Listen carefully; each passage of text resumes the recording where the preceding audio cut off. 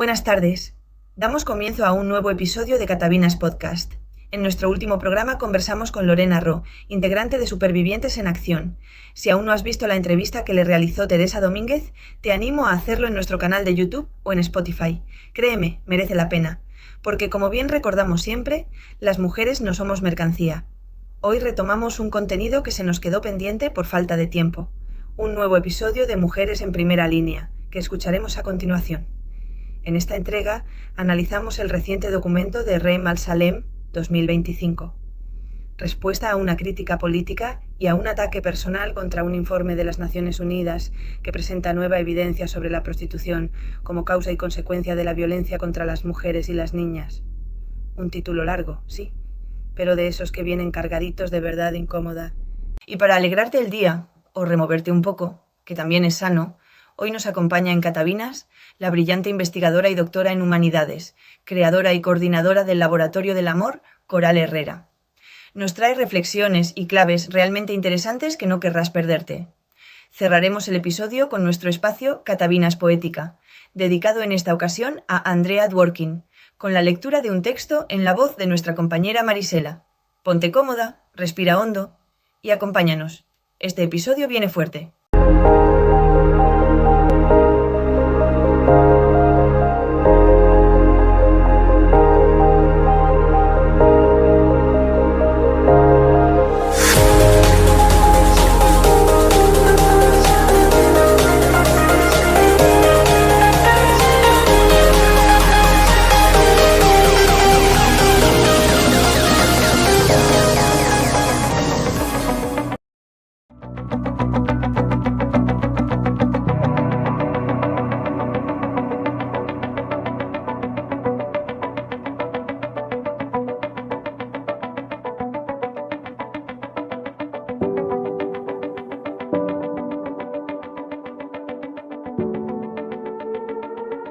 Estamos hoy aquí con Coral Herrera, una destacada escritora, docente, comunicadora, feminista, ¿no? Doctora en Humanidades. Es nuestra invitada, nuestra catadivina de hoy en Catavinas Podcast, doctora en Humanidades y Comunicación por la Universidad Carlos III de Madrid, reconocida por su análisis crítico del mito del amor romántico.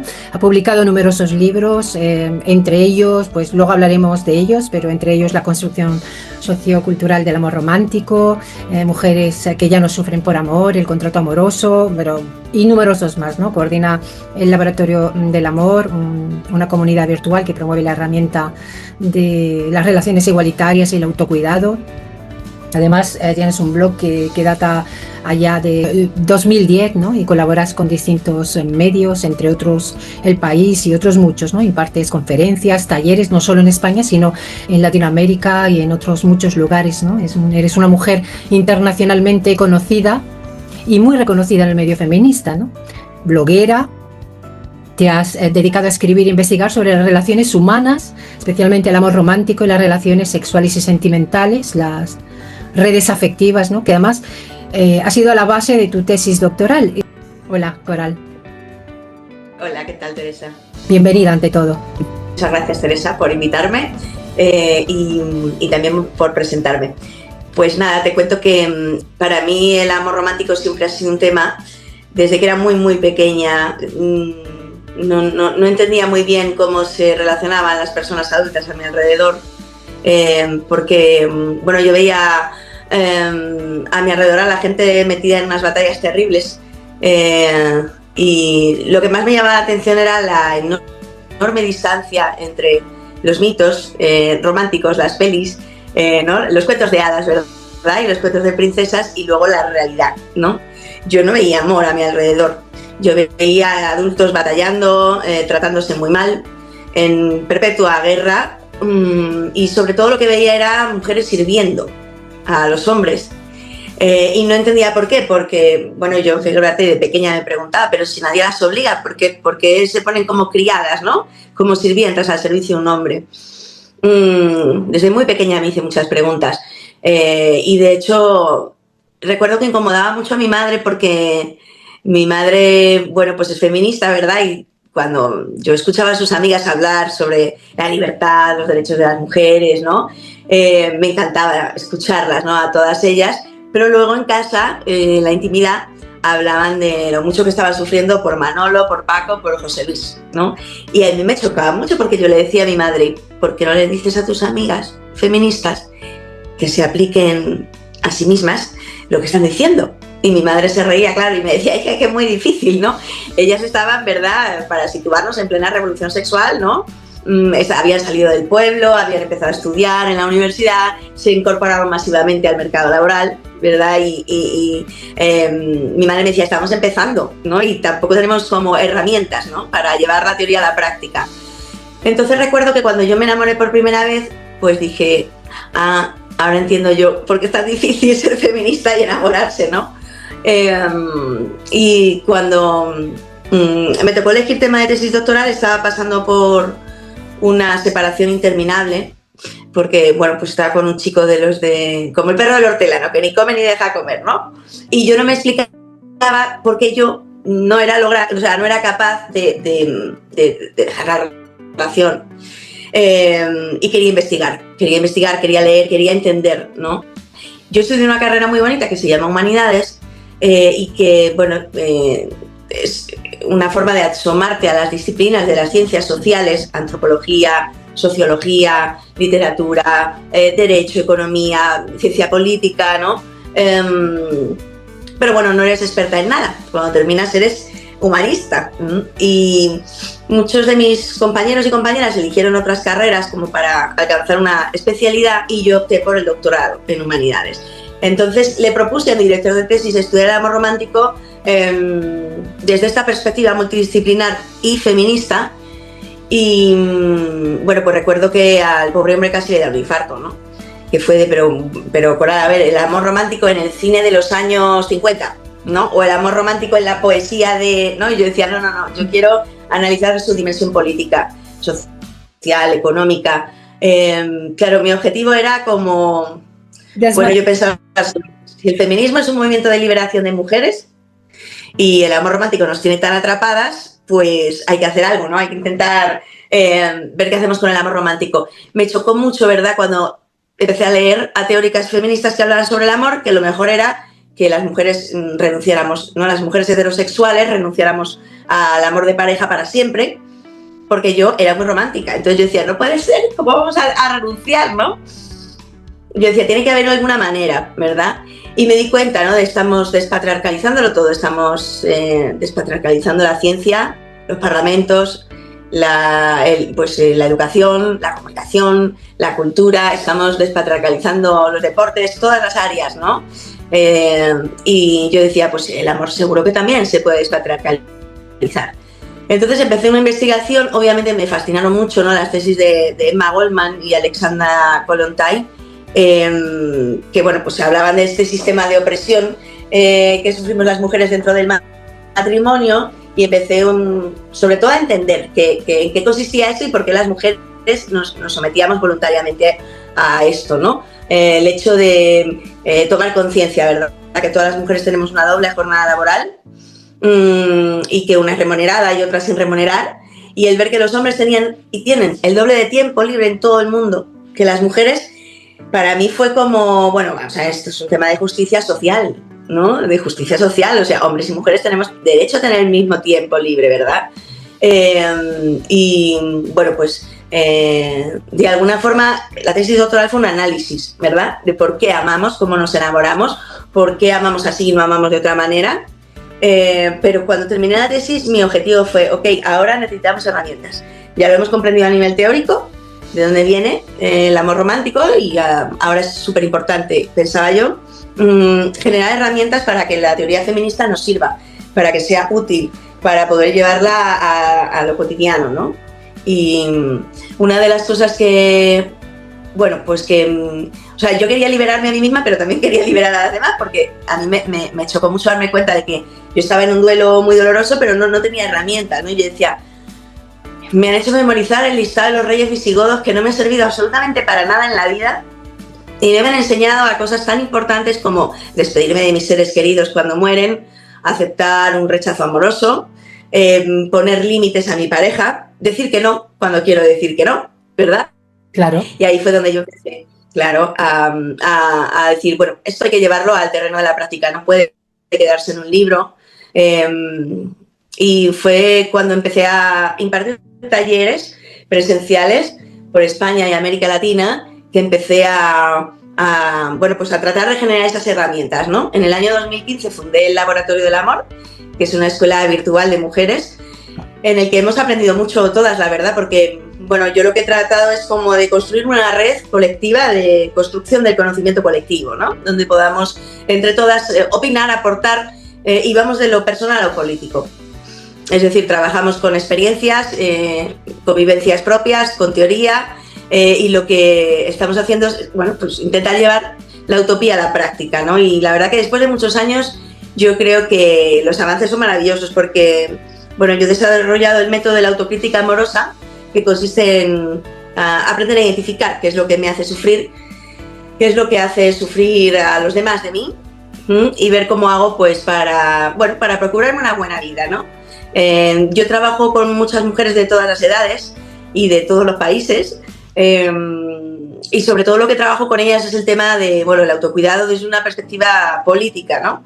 Es decir, el autocuidado no solo como un sistema de autodefensa emocional, sino también promuevo la ética del amor y la filosofía de los cuidados, porque creo que, bueno, que en la medida en que yo soy mejor persona, mis relaciones mejoran, y en la medida en que nuestras relaciones mejoran, nuestra sociedad mejora también, ¿no? Es decir, de lo personal a lo político, ¿no? Que creo que es como una de las grandes frases del siglo XX, ¿verdad?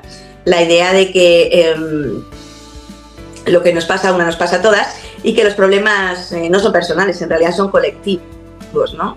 Entonces, la idea es trabajar el cómo, bueno, la frase clave, ¿no?, con la que yo trabajo es cómo podríamos vivir una mejor vida. Claro, para eso empodero mucho a las mujeres y trato de que todas entiendan, ¿verdad?, que todas tenemos derecho a vivir una buena vida libre de sufrimiento, de explotación y de violencia. Una buena vida con nuestras necesidades básicas cubiertas, ¿verdad? Un techo para dormir, agua potable, comida caliente 3 veces al día, nuestros derechos humanos fundamentales, un salario digno, pero también una red amorosa que nos sostenga en un mundo tan salvaje, ¿no?, tan cruel y tan violento como el que vivimos ahora mismo. Y de alguna forma, bueno, pues sí que siento, fíjate, que el trabajo va dando sus frutos en la medida en que vamos poniendo en práctica, ¿no?, esa filosofía de yo quiero que me cuiden y quiero cuidar, quiero relaciones en las que todo sea mutuo, quiero relaciones en donde haya reciprocidad en las emociones y también, sobre todo, en los cuidados, ¿no? Y también he trabajado mucho con hombres, Teresa, también he trabajado en el ámbito de las masculinidades. Sí que me parece, la verdad, un trabajo apasionante, ¿no? Porque también el ayudar a tomar conciencia a los hombres sobre cómo se aprovechan de nosotras, de nuestro tiempo libre, de nuestra energía, de nuestro amor, ¿no? Cómo ellos, bueno, pues ejercen explotación emocional, ¿verdad? Yo les explico mucho, vosotros sufrís explotación laboral, nos habéis tenido siempre al lado en las luchas y en las revoluciones, ¿no?, en la lucha por vuestros derechos, pero además ejercéis explotación doméstica, sexual, reproductiva y emocional, ¿no? Y el ayudar a tomar conciencia de lo importante que es, bueno, pues construir relaciones sanas, igualitarias, ¿no? Yo he hablado mucho en mis obras de lo importante que es el compañerismo, ¿sí? Y bueno, uno de los artículos más leídos de mi blog se llama así, El amor compañero, ¿no? También es uno de los capítulos de mi libro Mujeres que ya no sufren por amor, que fue un poco, bueno, con el que más me di a conocer. Fue el libro, salió en el 2018 y fue con el que, bueno, me hice famosa, digamos, ¿no? Aunque la verdad es que me lo encuentro siempre por ahí en PDF e incluso pirateado en las calles de Ciudad de México y de Buenos Aires en Argentina y todo, pero a mí me hace mucha ilusión pensar que es un libro que ha ayudado a muchas mujeres, ¿no?, a liberarse y a tomar conciencia de que el amor no es una cárcel, ¿sí?, y que el amor no debe ser una experiencia carcelaria, sino una experiencia de disfrute, de gozo y de placer, ¿no? Para eso, como te digo, ¿no?, ha sido muy importante como primero concienciarnos de que tenemos derecho a una buena vida, que la vida es muy cortita, ¿no?, y que sufrir además no sirve para nada. Es una de los grandes hallazgos, ¿no?, de mi tesis doctoral. La idea de que sufrir no tiene recompensa, sufrir, bueno, pues eso no es útil, no sirve, ¿no? Y esto no es tan fácil de asumir, aunque parezca muy sencillo, pero nuestra cultura cristiana nos ha hecho pensar que todo en la vida merece o necesita un sacrificio, ¿no? Que si nos torturamos, por ejemplo, en el quirófano, vamos a parecer más jóvenes, que si nos torturamos con dietas horribles y pasamos hambre, vamos a estar más guapas, ¿no? Y que si sufrimos por amor, nos van a querer más, ¿verdad? Y cuesta mucho romper con esta idea de que el sufrimiento es útil, ¿no? Es decir, bueno, no, el sufrimiento, bueno, pues no sirve ni ayuda ni nada, ¿no? Nos han hecho creer que el amor es como un valle de lágrimas y que si sufrimos mucho en el amor, luego vienen, ¿no? Llegamos a las puertas del paraíso, pero no es cierto, ¿no? Entonces me he dedicado durante estos años a desmontar mitos, uno tras otro, porque dentro del mito romántico hay muchos mitos, ¿verdad? Y a ayudar a las mujeres como a ser realistas, a tener los pies en la tierra, a ser prácticas también, ¿no? Y a pensar, bueno, en cómo me cuido yo a mí misma y cómo cuido a mis compañeras, y desde la perspectiva siempre de lo comunitario, ¿no? Porque estoy convencida de que solas no podemos. Este discurso neoliberal que nos ha hecho creer a las mujeres que sí podemos con todo no es cierto. Necesitamos el apoyo, ¿verdad?, de la comunidad, de otras mujeres para poder funcionar juntas y para poder ayudarnos unas a otras.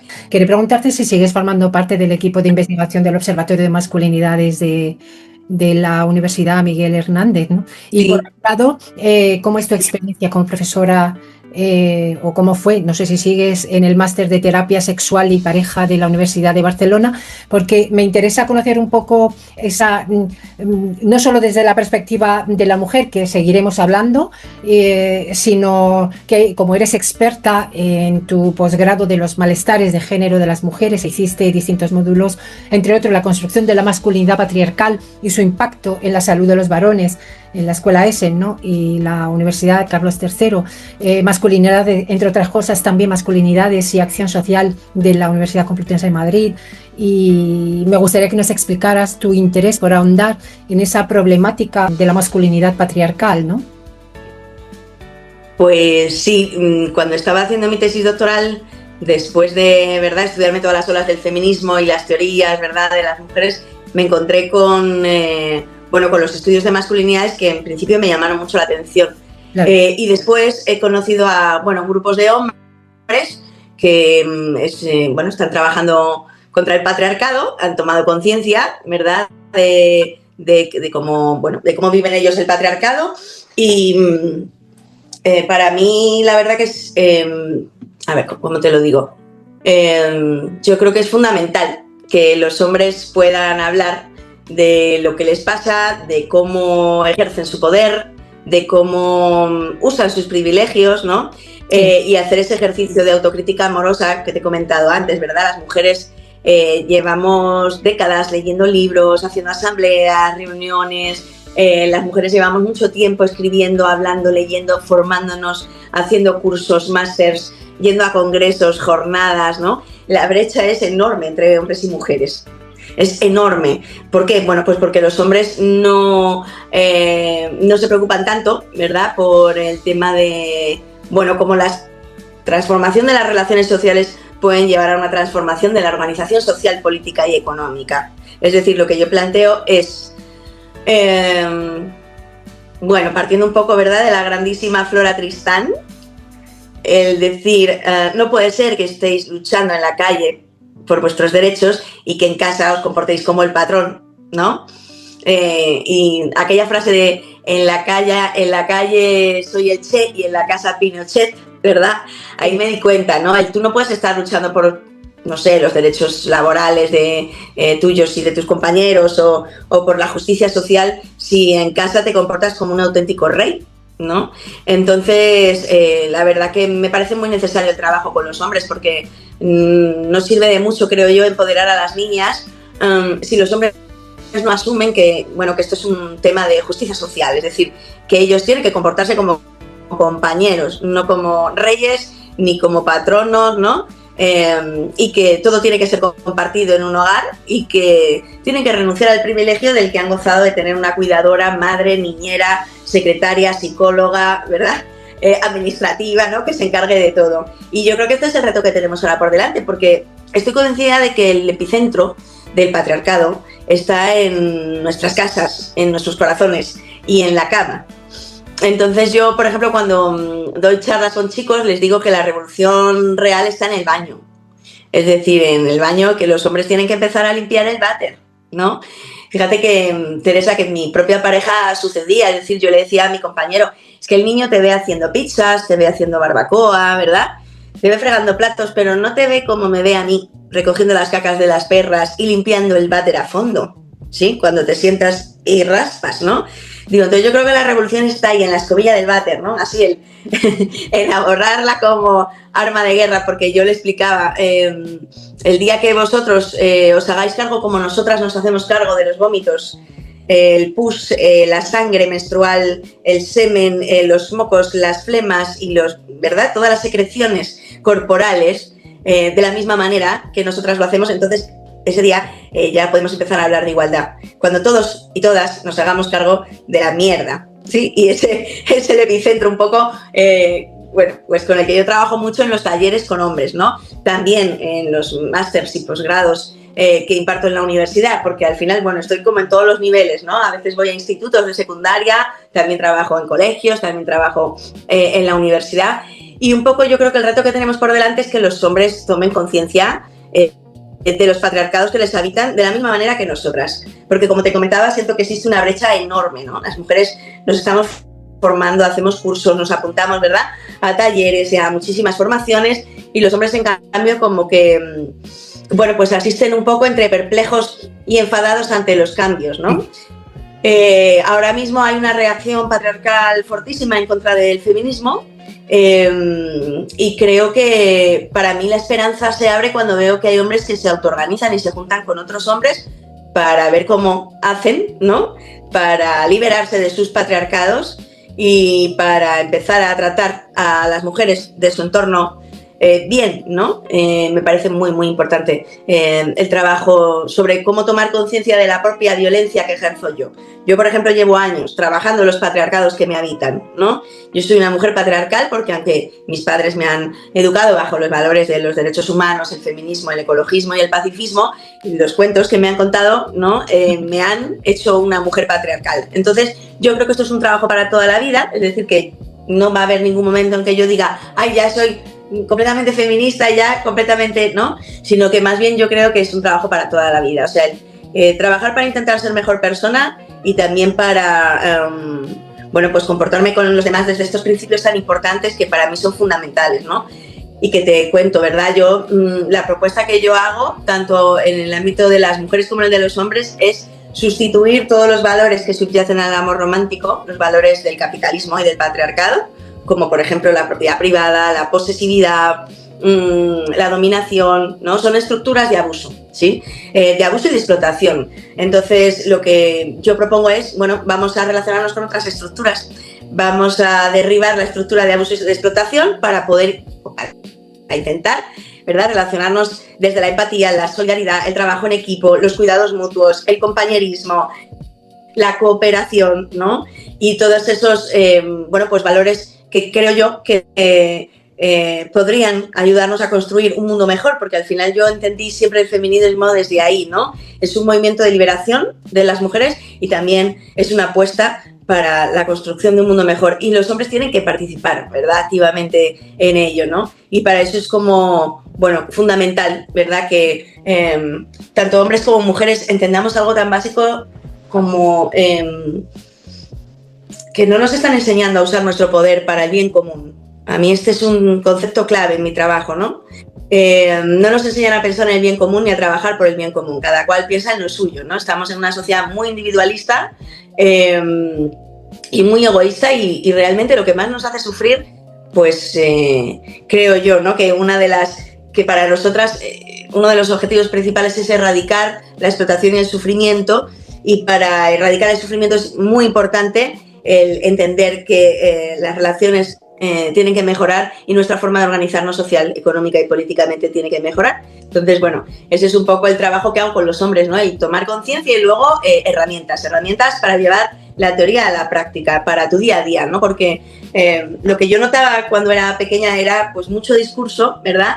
Y poca acción, ¿no? En casa, ¿verdad? Y a mí me impactó mucho cuando me encontré, bueno, un fragmento de una entrevista a Durruti, donde le preguntaban a Durruti que cómo es que él hacía tareas en casa, ¿verdad? Porque la mujer era la que trabajaba fuera en la fábrica y él hacía las tareas del hogar y cuidaba a la niña, ¿no? Y él lo tenía tan claro, ¿verdad? En 1900, ¿verdad? Principios del siglo XX, ¿no? Lo tenía tan claro, o sea, yo no puedo comportarme, ¿no? Como un patrón en mi propio hogar ni explotar a mi compañera. Y entonces, bueno, pues la propuesta con la que trabajo es ese, ¿no?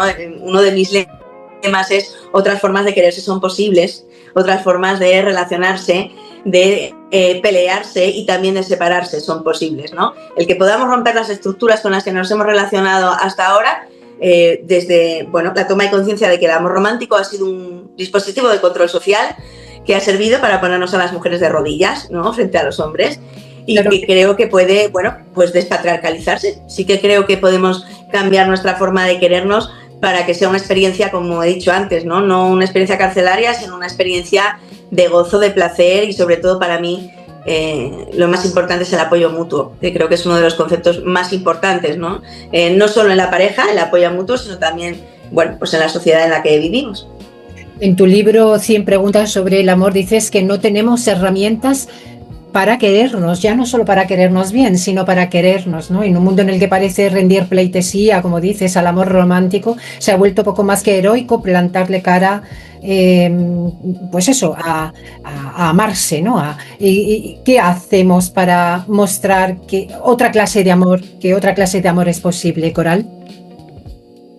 Pues yo trabajo día a día y lo que hago es entrenar, ¿no? O sea, igual que vas al gimnasio a entrenar los músculos, pues también entreno en otras cuestiones. Por ejemplo, la asertividad. Yo me estoy trabajando en la asertividad, a aprender a poner límites y aprender a decir que no.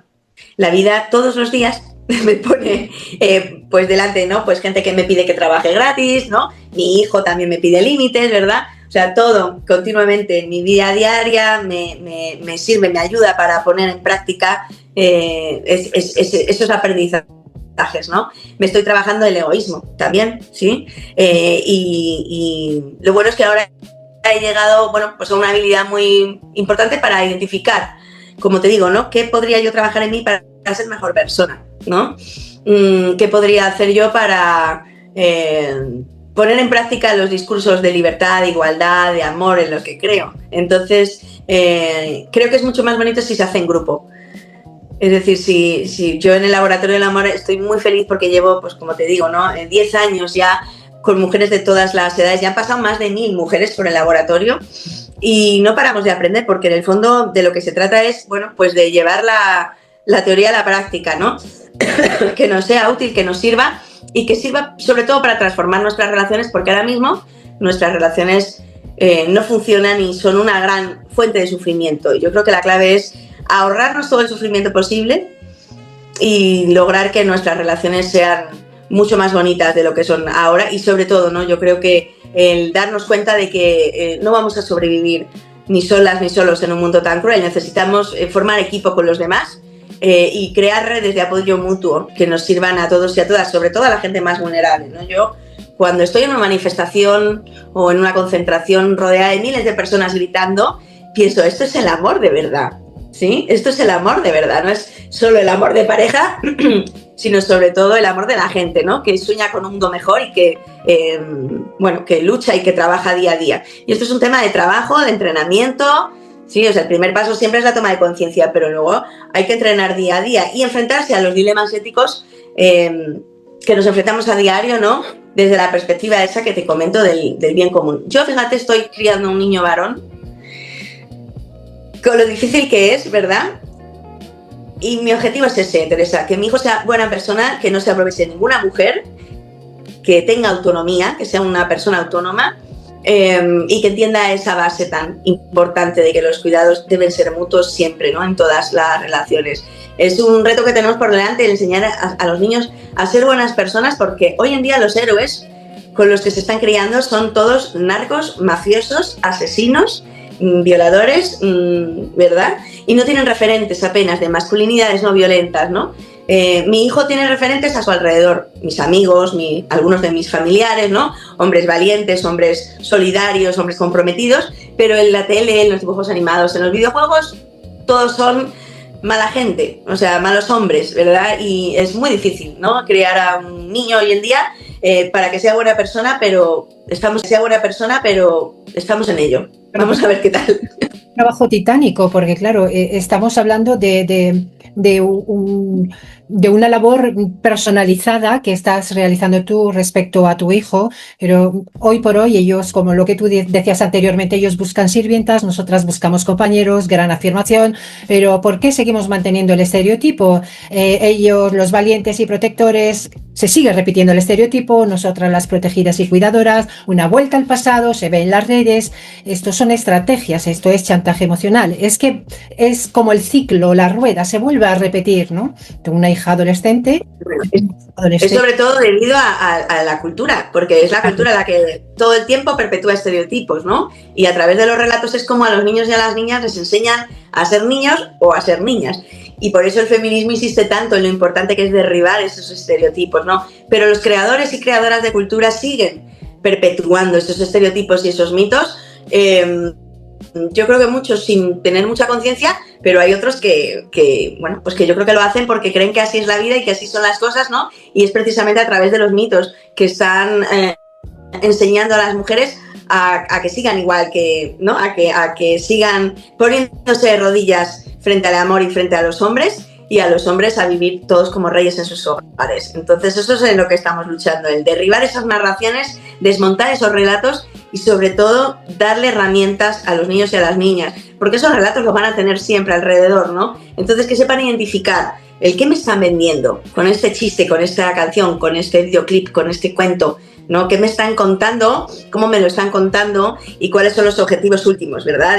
De precisamente de los productores de cultura, ¿no? Que quieren, bueno, que el orden mundial y que el status quo siga inmóvil y siga todo siempre como está y que no haya cambios, ¿no? Vamos a ser prácticas. Dime qué cosas imprescindibles deberían saber a los 15 años sobre amor y sexo.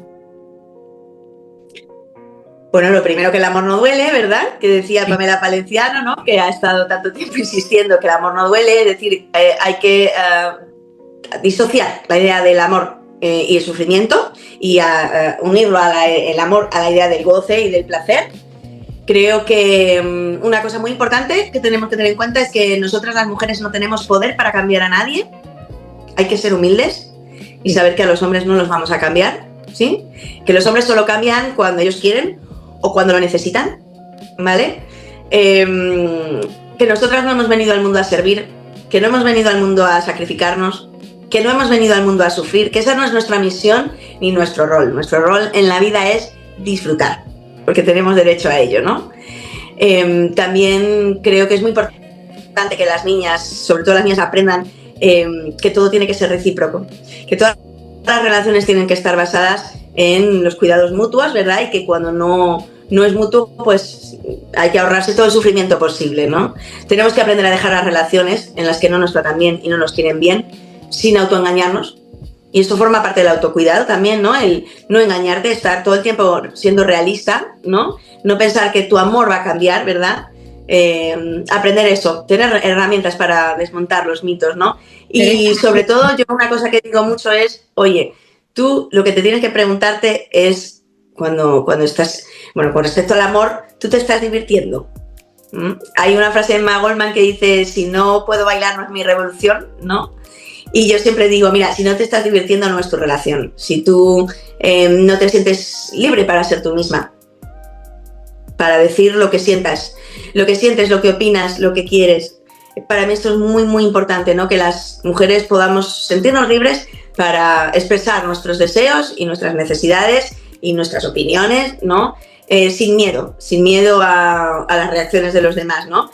Que nos sintamos aceptadas tal y como somos, ¿verdad? Y sobre todo que no estén en guerra contra sus cuerpos. Yo creo que esto es muy importante. La guerra del patriarcado, yo siempre explico que se desarrolla en 3 niveles, ¿no? Uno de ellos es, bueno, pues la guerra de la sociedad contra las mujeres, que se aprovecha de nosotras. Otra es la guerra entre mujeres y otra es la guerra contra nosotras mismas, que es una de las batallas más duras que tienen que librar, sobre todo las adolescentes, ¿no? pero también las mujeres como yo que, bueno, pues que estamos ya entrando a los 50 y también estamos experimentando cambios en el cuerpo y en el aspecto físico. Creo que es muy importante el no estar en guerra con una misma y el, bueno, poner la energía y el tiempo en cosas que nos den placer y nos den disfrute, ¿no?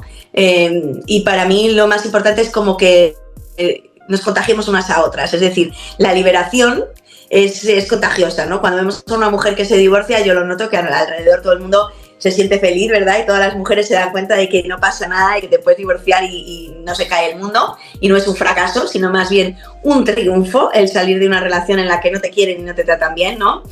Y entonces, pues, yo creo que es un poco lo más importante, ¿no? El decir, oye, no hemos nacido presas, no tenemos por qué vivir presas y vamos a liberarnos todas juntas, porque juntas es más fácil y más divertido también.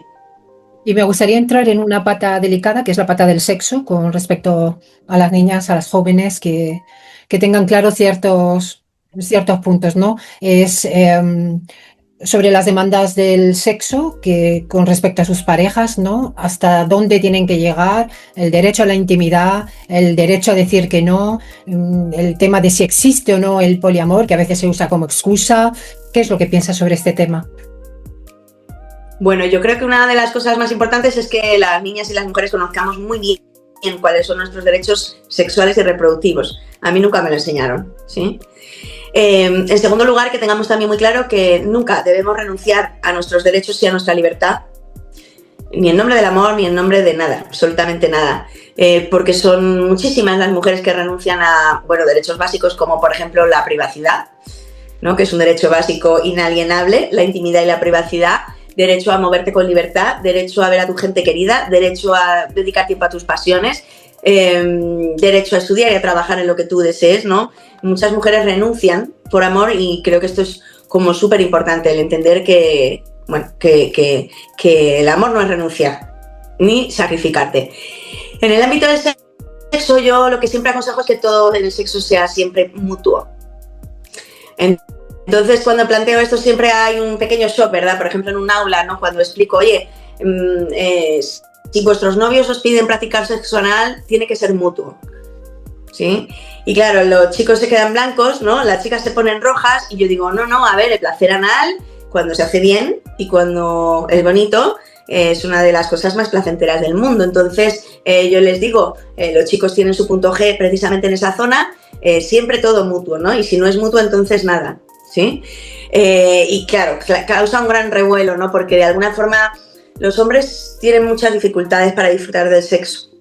Ellos tienen relaciones sexuales para dominar, ¿no? Para sentirse poderosos, para cumplir con el rol que se espera de ellos, pero pocos hombres disfrutan del sexo verdaderamente porque van con mucho miedo a la cama, ¿no? Van siempre pensando en el papel que tienen que cumplir, ¿no? Ellos, claro, no han hecho cursos, ni jornadas, ni talleres, ¿no? Ni han comprendido lo importante que es liberar la sexualidad de todos los patrones, ¿verdad?, marcados por el patriarcado. Creo que a ellos les hace mucha falta, sobre todo por el miedo tan terrible que tienen a mostrarse el amor entre ellos, ¿no? Y a abrazarse y a acariciarse entre ellos. Viven aterrorizados, ¿no? La mayor parte de los hombres viven aterrorizados con la posibilidad de, bueno, pues de tener siquiera contacto físico con sus amigos más queridos, ¿no? Creo que es muy importante trabajar con los chicos este tema porque, bueno, pues de alguna forma creo que muchos hombres jamás han logrado disfrutar del sexo. Y cuando digo esto también pues causa mucho revuelo, ¿no? Porque cuando yo les hablo, ¿verdad?, de lo bonito que son las caricias, los besos, ¿no? Reírte en la cama, el poder jugar, ¿verdad? Ese erotismo y esa sexualidad que no tiene que pasar, bueno, pues por el esquema patriarcal de la dominación y la sumisión, ¿verdad?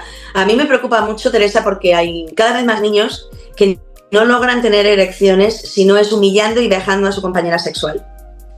Es decir, hay cada vez más niños adictos al porno y lo están avisando los profesores y las profesoras, lo están avisando los expertos en salud mental, terapeutas, ¿verdad?, que están hablando de cada vez más niños en la consulta que son adictos al porno y que necesitan insultar, escupir, abofetear y hacer daño a su compañera para poder alcanzar la excitación sexual. Por un lado. Y por otro lado, son cada vez más las niñas que van al hospital con el ano desgarrado porque su novio no sabe lo que es un lubricante, ¿verdad? y que están dispuestas a pasar dolores que son dolores de tortura, que se emplean en las guerras para torturar a las mujeres en nombre del amor, ¿no? Entonces creo que es muy importante que chicos y chicas entiendan que el amor es para disfrutar, el sexo es para disfrutar, ¿verdad? Y que el porno les está destrozando la vida, ¿no? A mí me ha impresionado mucho, ¿no? Ver a niños de 10 años gritando, quiero que sacarme esto de la cabeza ya, ¿no? Y también me impresiona mucho cómo madres y padres no se están tomando en serio el tema, ¿no? Están criando a una generación entera adicta a las pantallas, que después se convierten adicta a la violencia, porque lo que más hay en las pantallas es violencia, ¿no?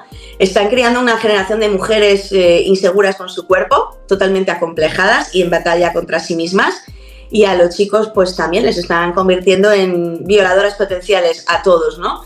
De alguna forma creo que es muy importante que tomemos conciencia de cómo las pantallas, ¿verdad? Y los contenidos de las pantallas tienen un impacto brutal en la vida sexual de nuestros hijos y nuestras hijas, y de cómo, bueno, todo el lobby proxeneta y el lobby putero y el lobby prosex ha utilizado el feminismo para hacer creer a las niñas que poner su cuerpo al servicio del patriarcado es muy empoderante, muy moderno y muy transgresor. Y me parece un mensaje muy peligroso porque muchas niñas se lo han creído, ¿no? Y porque ahora mismo, por ejemplo, apenas hay chicas cantantes que no se hipersexualicen. Es decir, las niñas no están tampoco teniendo ejemplos, ¿no? De grandes cantantes y artistas que no tengan que enseñar, ¿verdad?, sus atributos ni que performar esa estética del porno, ¿no? Y esa estética del puticlub para sentirse admiradas y deseadas por los hombres, ¿no? Yo creo que esta es una de las principales liberaciones que necesitamos todas las mujeres, pero en especial las más jóvenes, ¿no? Liberarse de la necesidad de ser deseada por un hombre, porque creo que también las está haciendo mucho sufrir y las somete muchísimo, ¿no? Y, está costando mucho, ¿verdad?, que tomen conciencia, ¿no?, de cómo la opresión se disfraza de algo voluntario, ¿verdad?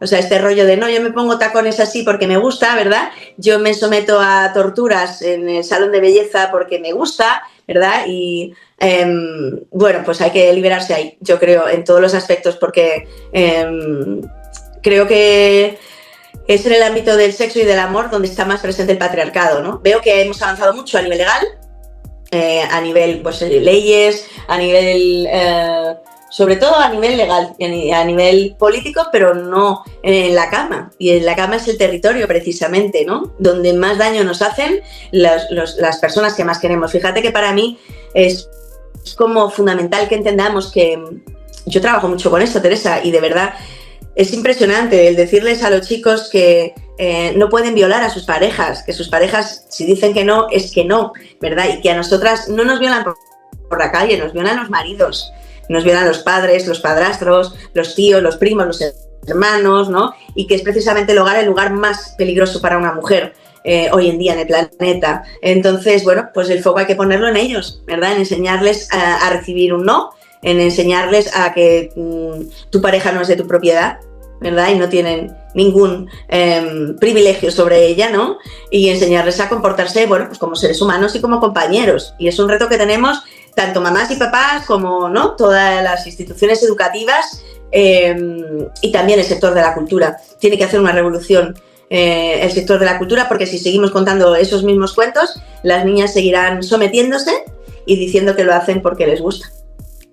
Me gustaría que termináramos recomendando tus libros, que hablásemos de cuáles pueden ser más útiles para los jóvenes y para el público en general, porque, bueno, tienes unos cuantos en el mercado, todos son maravillosos, ¿no? Pero no sé si podríamos empezar por el contrato amoroso, por ejemplo, ¿no? El método de la autocrítica amorosa tuyo, ¿no? Que ayudaría a identificar lo que nosotras, ¿no?, que tenemos pareja, ¿no?, podríamos trabajar para poder disfrutar del amor, ¿no?, que estamos hartas de sacrificarnos y de ceder constantemente, ¿no?, y de ser complacientes, ¿no?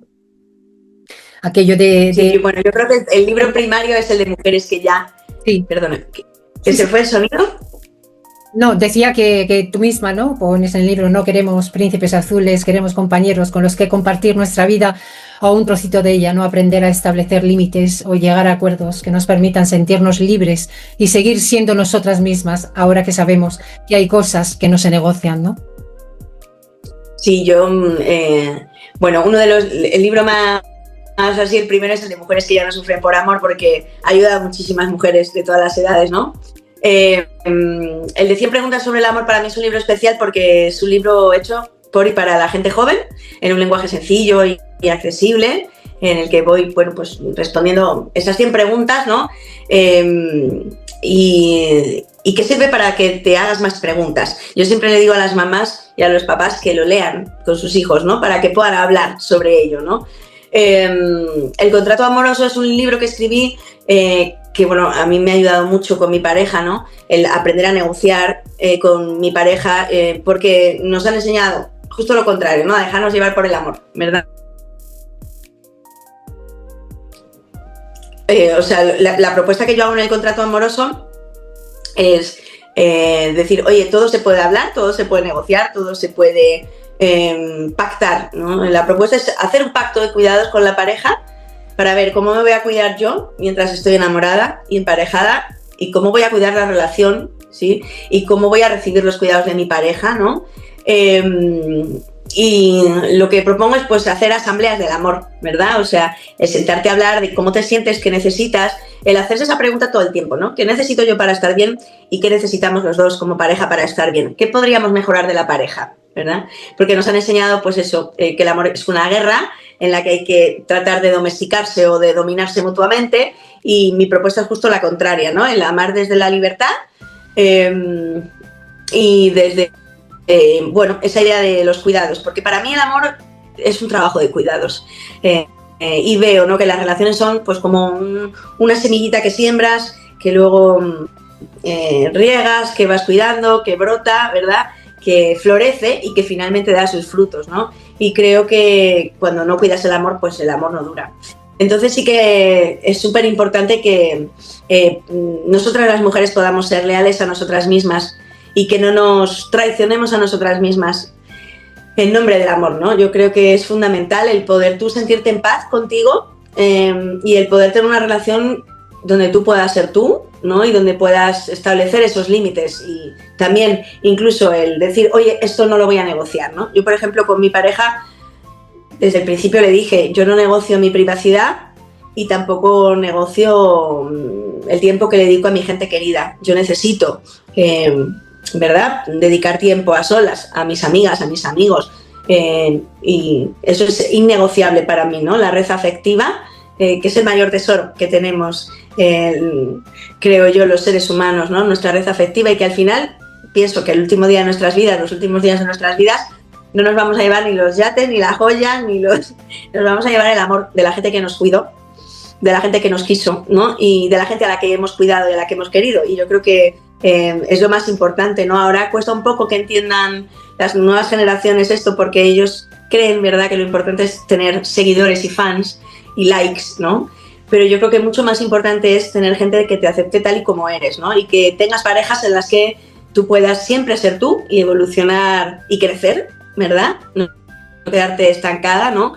Porque, bueno, yo una cosa que me he dado cuenta es que, por ejemplo, en el laboratorio del amor, muchas de las mujeres, de las alumnas que vienen a trabajar al laboratorio, son mujeres que se han traicionado a sí mismas, que se han perdido y que después de una separación necesitan volver a encontrarse, ¿no? Y hacerse las preguntas de quién soy yo, qué es lo que me gusta a mí, cuál es mi proyecto, ¿verdad? Porque, bueno, pues siempre nos han enseñado, ¿no?, a volcarnos con los hombres y a anteponer sus deseos y sus necesidades a las nuestras, ¿no? Y creo que es muy bonito el trabajo que estamos haciendo de autocuidado, porque nos ayuda mucho. Entonces, bueno, yo estoy ahora preparando otro nuevo libro que ya os contaré en qué consiste, ¿no? Pues para dar más herramientas, porque para mí es lo más importante, ¿no? El cómo pasamos esta teoría tan bonita a la práctica y al día a día, cómo hago para que me sirva, ¿no? Yo sí que entiendo, ¿verdad?, que para muchas chicas jóvenes es muy difícil encontrar a un chico que no sea machista, ¿no? Y que no esté ahora bajo la influencia, ¿verdad?, de la machosfera, ¿no? Pero cuando encuentran chicos así, yo digo, disfrutarlos y gozar del amor, ¿no? Porque realmente el amor dura lo que dura, ¿verdad? Y hay que disfrutarlo. Y cuando se puede encontrar una pareja con la que disfrutar del amor en libertad y en igualdad, es ahí, ¿no? Donde está la historia, ¿no? El poder sentirte libre, saber que te puedes ir cuando tú quieras de la relación y que la otra persona también está contigo porque quiere, ¿no? Y bueno, pues ahí seguimos trabajando. Unas breves palabras que nos dé tiempo al amor entre mujeres, porque también hay amor entre mujeres.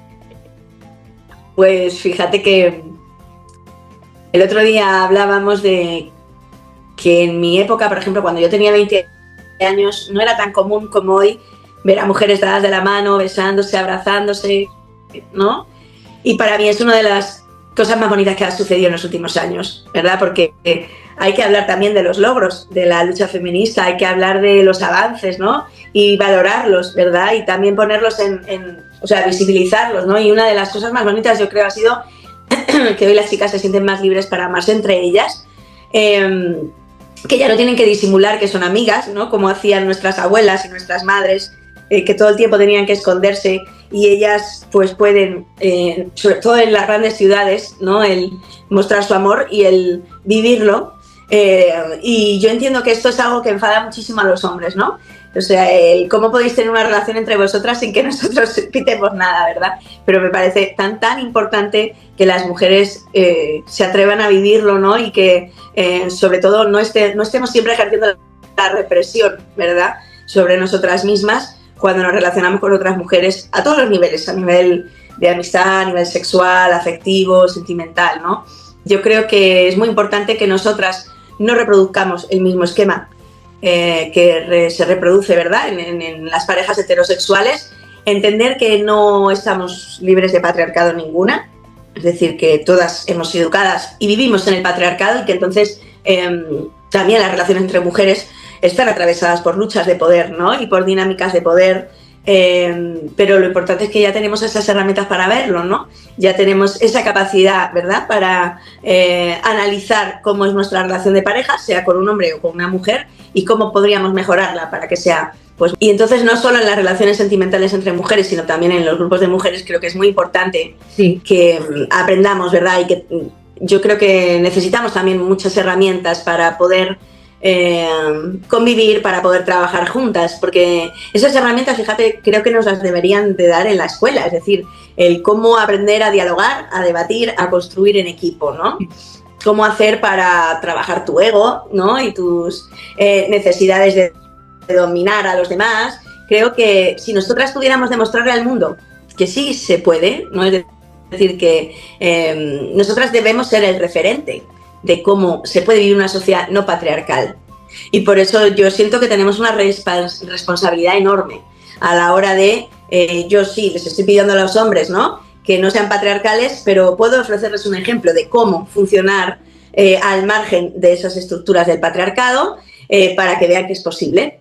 Entonces, por eso es tan importante que las mujeres hagamos un ejercicio de autocrítica amorosa también, ¿no?, de aprender a identificar cuáles son nuestros patriarcados, cómo nos criaron, qué creencias tenemos aquí metidas, ¿verdad? Y sobre todo poner atención a cómo nos relacionamos con nuestro cuerpo y con nosotras y con las compañeras también, ¿no? Con las demás mujeres, tanto en tu centro de estudios como trabajo, con tus vecinas, ¿no? Creo que el feminismo lo tenemos que poner en práctica, ¿sí? Porque muchas mujeres lo explican maravillosamente bien a nivel teórico, pero luego la dificultad más grande es cómo llevarlo al terreno de la práctica, de cómo hacemos para funcionar en grupo y para demostrarle a los demás que sí podemos, por ejemplo, funcionar sin jerarquías, ¿no? La jerarquía es la base, la columna vertebral del patriarcado. Entonces, demostrar que podemos funcionar sin jerarquías, yo creo que es uno de los principales retos que tenemos, ¿no? El mostrar a los demás cómo el patriarcado no es un sistema natural ni es único y hay otras formas de organizarse, de relacionarse, y gracias a eso, pues, bueno, por ejemplo, para mí ha sido muy importante el estudiar cómo hay otras sociedades que no funcionan de una manera patriarcal, y creo que es responsabilidad nuestra el demostrar que nosotras sí podemos, bueno, pues liberarnos de esas estructuras para inventarnos otras nuevas, ¿no? Mucha gente lo que pide son fórmulas mágicas, soluciones mágicas, ¿verdad? Y a mí me parece fundamental que entendamos que todas las transformaciones y los cambios vienen cuando una... Perdón. Todas las transformaciones y todos los cambios vienen cuando una se lo trabaja. Es decir, cuando trabajamos en ello activamente, ¿no? No vienen del cielo, ni los cambios ni las transformaciones. Vienen de los pequeños cambios que hacemos en nuestro día a día y en la gente más cercana a nuestro alrededor. Y entonces, bueno, por eso te decía antes, ¿no? Que es un tema de entrenar, ¿no? Tomar conciencia y entrenar. Y para mí, no sé, yo ahora cuido muchísimo más a las mujeres de mi entorno, de mi familia, de mis vecinas, ¿no? Muchísimo más, porque me doy cuenta de lo importante que es poner en práctica entre nosotras esa teoría revolucionaria que es el feminismo. Que muchas gracias, Coral, por estar esta mañana conmigo, con nosotras en Catavinas Podcast. Estoy convencida que va a encantar tu entrevista, va a encantar todo lo que nos has contado. Tendremos la ocasión algún día de tenerte con nosotras, que nos encantaría, con alguno de tus libros. Si algún día vienes al sur, porque claro, estabas ahí en Galicia, ¿no? Así que... Ya. ¿Dónde estáis vosotras, Teresa? En Jerez de la Frontera estamos. Ah, Jerez. Uh-huh. Jerez. Me encantaría ir. Si algún día bajas por aquí, porque somos una asociación bastante pobre, así que si algún día bajas por aquí de casualidad al sur, de vacaciones, de cualquier cosa, nos pegas un toque, ya tienes mi teléfono. Así que estaremos encantadas de mimarte, de hacer la presentación de alguno de tus libros, de organizarte algún evento para tenerte aquí con nosotras. Nos encantaría. De todas formas, nosotras, tú eres uno de nuestros objetivos en nuestro Consejo Local de la Mujer, porque también hablamos de ti para traer tu laboratorio y tenerte aquí cuando se hacen eventos alrededor del 8M o del 25N. Siempre proponemos a mujeres imponentes que hay alrededor de esas fechas. Pues yo encantada. Si me invitáis, yo feliz de ir a visitar. Nosotras siempre proponemos, luego evidentemente el ayuntamiento es el que... Pero estamos ahí en el Consejo de la Mujer y siempre procuramos traer. Así que, muchísimas gracias. Y, así gracias, y un abrazo enorme a todas las compañeras de arte.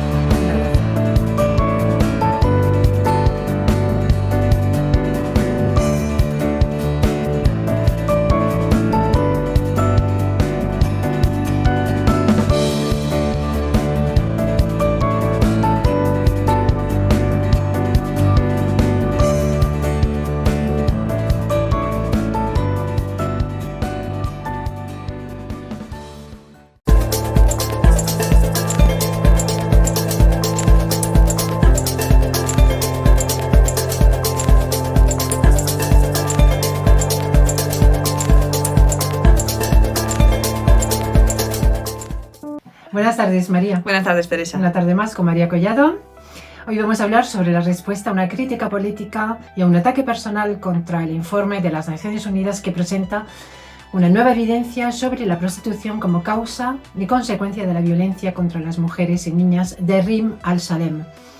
Desde Aframujeres, en primera línea, vamos a hablar del sistema prostitucional y violencia contra las mujeres, concretamente del documento Respuesta a una crítica política y a un ataque personal, como digo, sobre el informe de las Naciones Unidas y la causa y consecuencia de la violencia contra las mujeres y niñas de Rim al-Salem. Rim al-Salem responde así a las acusaciones falsas e infundadas y a los ataques personales sobre su informe sobre prostitución y violencia contra la mujer, presentado ante la 56 sesión del Consejo de Derechos Humanos de las Naciones Unidas en Ginebra 2024. El informe describe la prostitución como un sistema de abuso, explotación y violencia contra las mujeres y niñas. El objetivo del informe es aclarar conceptos, terminologías y describir las causas y consecuencias de la prostitución. El éxito del informe radica en romper la dominación de la narrativa unilateral que ha sido en gran medida impulsada por poderosos lobbies y grupos de interés que se benefician de la explotación y el abuso de las mujeres y buscan legitimarla. Cuando se da a las opiniones de las mujeres prostituidas la importancia que merecen, cuando se da a los datos que hablen por sí mismos, queda claro que la prostitución es un sistema de violencia contra mujeres y niñas. ¿Qué tal, María? ¿Leíste la respuesta de la relatora especial de la ONU, Rim al-Salem, a las críticas que recibió por su informe sobre prostitución? Sí, Teresa, la leí con mucho interés. Me pareció un documento fundamental para entender cómo los lobbies pro prostitución intentan desacreditar cualquier análisis que exponga la explotación inherente al sistema prostitucional. El informe es devastador. Expone cómo la prostitución no es solo una consecuencia de la desigualdad, sino también una forma de violencia contra las mujeres. Y me parece fundamental que lo plantee como un sistema de explotación. La relatora especial deja claro que la prostitución no puede considerarse trabajo, sino una forma de esclavitud moderna. Según el informe, en países donde la prostitución está regulada, como Alemania, el 90% de las mujeres en prostitución son migrantes en situación de vulnerabilidad. Exacto. Y además, el informe menciona que el 75% de las mujeres en prostitución han sido víctimas de violencia física en algún momento. Es un porcentaje altísimo y deja en evidencia que la prostitución está intrínsecamente ligada al abuso y a la coerción.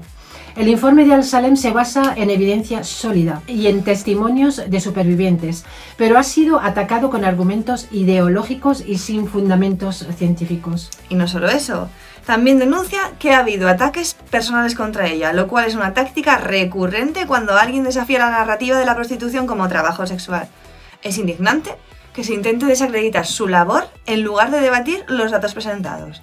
También me impactó cómo el informe describe la prostitución como una causa y consecuencia de la violencia de género.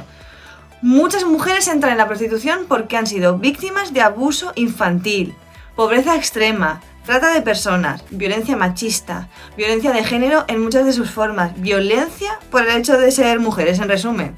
Se estima que el 80% de las mujeres prostituidas fueron víctimas de abuso en su infancia. ¡Qué duro! Y es que los datos son claros. Según el informe, en los países donde la prostitución está legalizada o despenalizada, la trata de personas con fines de explotación sexual ha aumentado. Por ejemplo, en Alemania, desde que legalizaron la prostitución en 2002, se estima que hay alrededor de 400.000 mujeres en situación de prostitución, muchas de ellas víctimas de trata. Y luego, cuando intentan salir, se enfrentan a barreras enormes. El informe menciona que en los países donde la prostitución es legal, las mujeres encuentran mucho más difícil abandonar esta situación porque el sistema las atrapa en un círculo o en un ciclo de explotación. Además, está el tema de la pornografía, que el informe aborda como prostitución filmada. Se ha demostrado que el 88% de los vídeos pornográficos contienen violencia contra las mujeres. La normalización de esta violencia contribuye a reforzar la demanda de prostitución y el abuso de mujeres y niñas. Y es que la industria del sexo está interconectada con la explotación sistemática de las mujeres y la impunidad es otro problema gravísimo. En muchos países los proxenetas y compradores de sexo no enfrentan consecuencias reales. Mientras tanto, las mujeres son criminalizadas, estigmatizadas y carecen de alternativas reales para salir de la prostitución. Y sin embargo, las críticas que recibió Al-Salem no se basan en refutar estos datos, sino en intentar desacreditar su metodología. Incluso la acusaron de pánico moral, cuando lo que está haciendo es exponer hechos documentados. Y es muy revelador cómo menciona que los ataques provienen de sectores que defienden la despenalización total, incluyendo proxenetas, incluyendo puteros. Al-Salem deja claro que la prostitución es una violación de los derechos humanos, no es una cuestión de elección. Precisamente por eso el informe aboga por el modelo abolicionista, que penaliza a los compradores o puteros y proxenetas, pero protege a las mujeres prostituidas y les ofrece alternativas para salir. En Suecia, donde se ha implementado este modelo, la demanda de prostitución ha disminuido drásticamente y muchas mujeres han podido reconstruir por fin sus vidas. También hay que hablar, María, del impacto que tiene en la salud mental de esas mujeres prostituidas. Según el informe, el 68% de estas mujeres presentan síntomas de estrés postraumático, similares a los de las víctimas de tortura. La constante exposición a violencia física y psicológica deja secuelas profundas que muchas veces no reciben atención adecuada. Es alarmante y el informe también señala que muchas de estas mujeres sufren problemas de salud graves, como infecciones crónicas, enfermedades de transmisión sexual y hasta embarazos forzados. En Alemania, por ejemplo, muchas mujeres prostituidas terminan en hospitales con daños físicos severos debido a la brutalidad de los prostituidores. Y es que la prostitución no es un intercambio voluntario. A estas alturas ya deberíamos tenerlo claro. El informe enfatiza que en la mayoría de los casos hay coerción económica, social o incluso directa. Las mujeres prostituidas en su gran mayoría suelen estar atrapadas en redes de explotación donde no tienen otra opción real. Me parece crucial que sigamos difundiendo esta información. Si no enfrentamos estos ataques con datos y evidencia, seguirán imponiendo su narrativa a favor de la explotación. Además, el informe de Salem deja en claro cómo el sistema prostitucional está ligado al crimen organizado. La ONU estima que el tráfico de personas con fines de explotación sexual genera más de 99.000 millones de dólares al año, superando a muchas otras formas de crimen transnacional. Y el problema se agrava con la digitalización. Plataformas como OnlyFans han facilitado la captación de mujeres jóvenes en situaciones vulnerables, vendiéndolo como una oportunidad, cuando en realidad es otra forma de explotación. Muchas de ellas terminan siendo víctimas de trata sin darse cuenta. Es escalofriante, María. Y a pesar de estos datos, hay quienes siguen insistiendo en que la prostitución es una actividad legítima. Rima Al-Salem menciona que muchas mujeres en situación de prostitución han sido víctimas de violencia desde la infancia. Pues sí, y la relatora también subraya que los compradores de sexo perpetúan este sistema de violencia. La normalización de la prostitución solo refuerza la idea de que los cuerpos de las mujeres pueden ser comprados y usados sin consecuencias. Y lo peor es que la industria del sexo se ha adaptado a nuevas formas de explotación, como la pornografía generada por inteligencia artificial, que expone y degrada aún más a las mujeres. Según el informe, más del 96% de la pornografía generada por IA es no consentida. Un panorama aterrador. Y por eso es tan importante la educación y la sensibilización. No queda otra. La relatora especial destaca que la educación sobre igualdad de género y la desnormalización de la compra de sexo son claves para erradicar este sistema de explotación. También a mí me parecía importante su enfoque en la responsabilidad del Estado. En su informe destaca que los gobiernos que han legalizado la prostitución han fallado en proteger a las mujeres y han permitido la expansión de redes criminales. Así es. Y por eso el modelo abolicionista es la única respuesta viable. Suecia, por ejemplo, implementó este modelo en 1999 y desde entonces la demanda de prostitución ha caído significativamente. Además, los programas de salida han permitido que muchas mujeres reconstruyan sus vidas. Absolutamente. No podemos permitir que la prostitución siga considerándose una opción válida para las mujeres, cuando es en realidad una forma de violencia y explotación. Debemos seguir denunciando y exigiendo cambios estructurales. Totalmente de acuerdo con tus palabras, pero para eso necesitamos más educación y concienciación. Muchas personas no conocen la realidad detrás de la prostitución y cómo afecta a las mujeres y niñas en todo el mundo. Y eso es justamente lo que debemos hacer con este podcast. Visibilizar la explotación, compartir datos y testimonios, desmentir la propaganda que intenta disfrazar la prostitución de empoderamiento. Para eso estamos.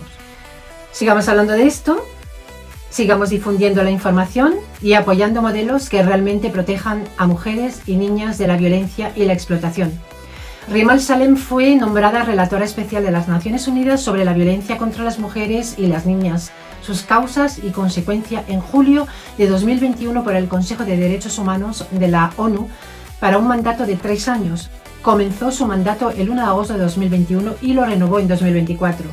Rima Al-Salem es consultora independiente sobre cuestiones de género, derechos de los refugiados y derechos humanos inmigrantes, justicia transicional y respuesta humanitaria, y merece todo nuestro apoyo. Aquí estamos en Mujeres en Primera Línea. Las feministas tenemos la necesidad de apelar a la sociedad y a los gobiernos a elaborar propuestas consistentes que den una respuesta real y efectiva al gravísimo atentado a nuestros derechos mínimos a tener una vida libre de violencia y explotación. El consumo y la demanda de prostitución es una práctica universal entre los varones diseñada para violar, someter y dañar sexualmente a niñas y mujeres previo pago. Y en este aspecto, nuestra sociedad se desluce por completo, pues somos el mayor consumidor en Europa de prostitución y uno de los destinos más habituales de la trata con fines de explotación sexual. Desde la Asociación Mujeres Feministas Radicales de Andalucía, Afromujeres, apelamos al Gobierno ante la violencia institucional en los siguientes temas. Frente al aborto, exigimos a los partidos políticos blindar su interrupción como un derecho inalienable en la Constitución española, para garantizar los derechos básicos de vida y salud de las mujeres, y que estos no se vean nunca cuestionados. Frente al sistema prostitucional exigimos la aprobación inmediata de la Ley Orgánica Abolicionista del Sistema Prostitucional. La Ley Orgánica de la Trata es una ley que se queda demasiado lejos de la necesidad de una sociedad respetuosa con los derechos humanos, en especial con mujeres y niñas. Frente a la explotación reproductiva exigimos que se plantee una moratoria para los casos en curso y, en concordancia con nuestras leyes y sentencias del Tribunal Supremo, se modifique el Código Penal de forma que se penalice su práctica, sea esta realizada en territorio español como en el extranjero, y que se impulse una convención internacional contra la maternidad subrogada como la de la CIAMS, Coalición Internacional por la Abolición de la Maternidad Subrogada. Además, pedimos que se restrinja drásticamente el mercado de gametos y la exportación de embriones desde España. Ya basta de mercantilizar la vida humana. Además, exigimos el control riguroso de la donación de óvulos. Frente a la misoginia, especialmente los delitos de violencia machista y contra la libertad sexual de las mujeres, que estos sean agravados por delito de odio. Frente a la malversación de fondos del Pacto de Estado contra la Violencia de Género, exigimos que el Ministerio de Igualdad tenga mayor diligencia en su labor de fiscalización y seguimiento a los delegados de gobierno, así como en la elaboración de las instrucciones a las diferentes administraciones respecto a los criterios de gasto que son aceptables y que exijan protección para madres, hijos e hijas frente a la violencia institucional. No estamos conformes con la ley del solo sí es sí. Consideramos que la ley ha debilitado la protección a las víctimas de violencia sexual al rebajar penas y flexibilizar la interpretación de algunos delitos. La ley ha puesto en serio riesgo la seguridad de las mujeres. Y por último, exigimos la derogación de la ley trans, que es incompatible con la ley integral de la violencia de género y tiene consecuencias muy negativas para mujeres y niñas.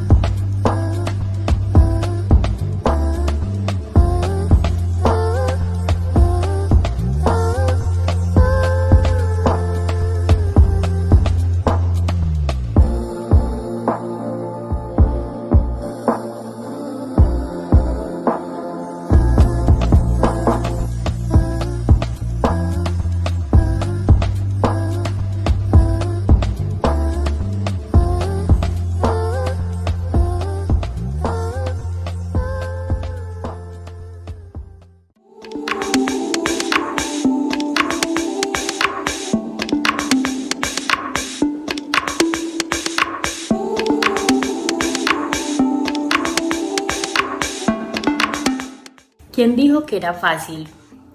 Tiene tantas raíces el árbol de la rabia que a veces las ramas se quiebran antes de dar frutos. Sentadas en Nedix, las mujeres se juntan antes de marchar.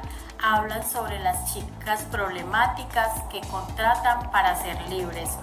Un empleado casi blanco ignora a un hermano que espera para entenderlas primero, y las damas no se dan cuenta ni rechazan los pequeños placeres de su esclavitud. Pero yo, que estoy limitada por mi espejo como por mi cama, veo la causa en el color como también en el sexo, y me siento aquí preguntándome cuál de mis yoses sobrevivirá a todas estas liberaciones.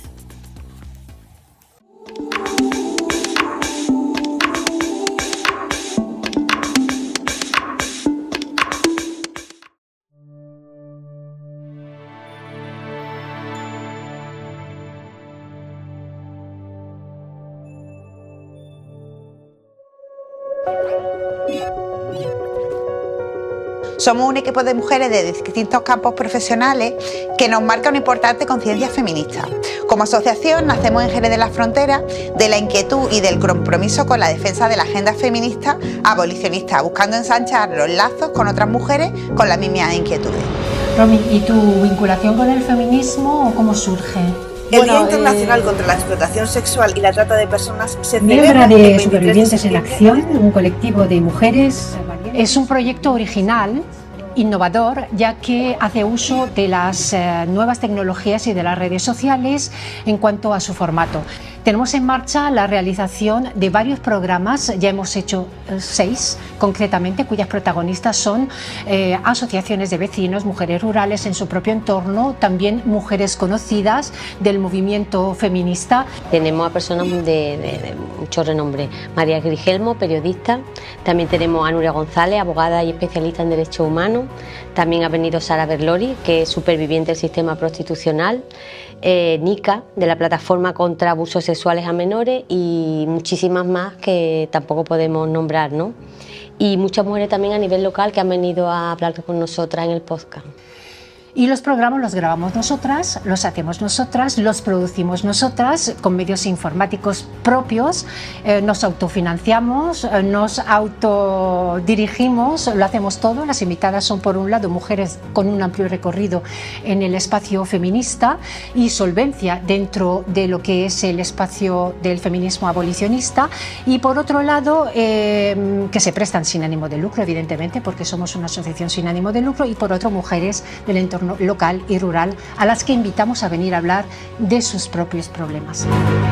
Esta es una actividad que vamos a implementar permanentemente en nuestra asociación. Al ser un proyecto vivo, se irá adaptando a las demandas de que mediante el feedback de las oyentas se nos vaya presentando. Gracias por vuestro interés, nos vemos pronto, Catadivinas. Salud, feminismo y que viva la lucha de las mujeres.